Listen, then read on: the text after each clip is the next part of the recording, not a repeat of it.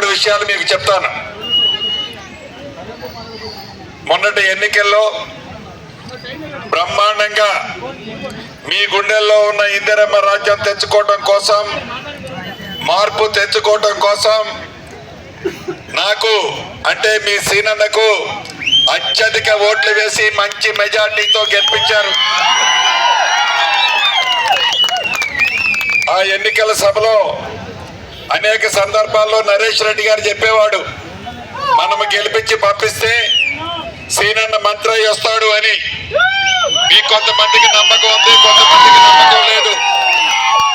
కానీ తెలంగాణ రాష్ట్రంలో ముఖ్యమంత్రిగా రేవంత్ రెడ్డి గారి కేబినెట్ లో ఈ జిల్లాకి 3 మంత్రులు, అందుట్లో మీ సీనన్న కూడా ఉన్నాడు.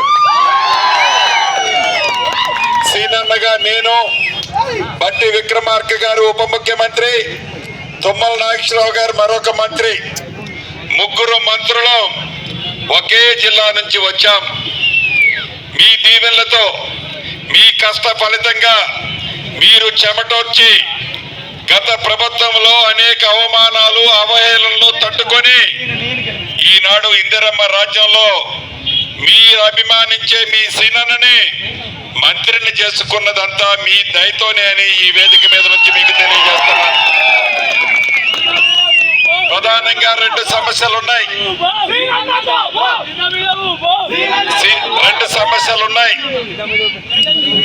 గౌరవ మాజీ ముఖ్యమంత్రి కల్వకుంట్ల చంద్రశేఖరరావు గారు చెప్తున్నాడు, కాంగ్రెస్ వచ్చింది, కష్టాలు వచ్చాయి, కాంగ్రెస్ వచ్చింది, కరెంటు పోయింది, కాంగ్రెస్ వచ్చింది, మంచినీళ్ళు ఇవ్వట్లేదని చెప్తున్నాడు.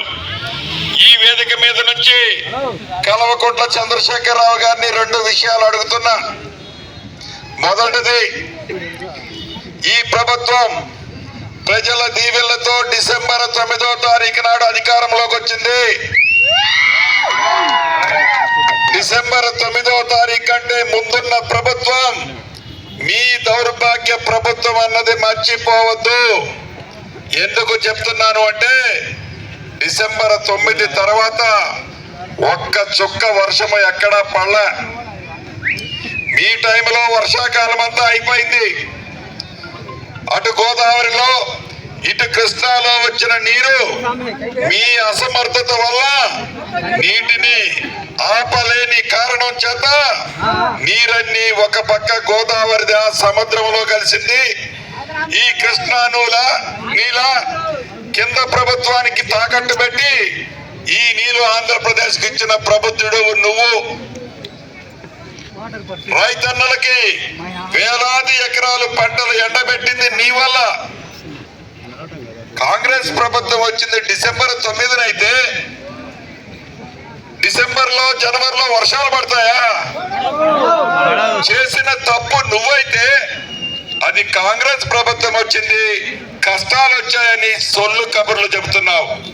2వ విషయం, మంచినీళ్ళు మిషన్ భగీరథ మినరల్ వాటర్ ఇస్తానని గొప్పలు చెప్పిన నువ్వు సుమారు 39,000 కోట్లు ఖర్చు పెట్టిన నువ్వు ఎక్కడైతే మోటార్లు పెట్టావో, మోటార్లు పెట్టిన ప్రదేశంలో ఎండాకాలం వచ్చినా.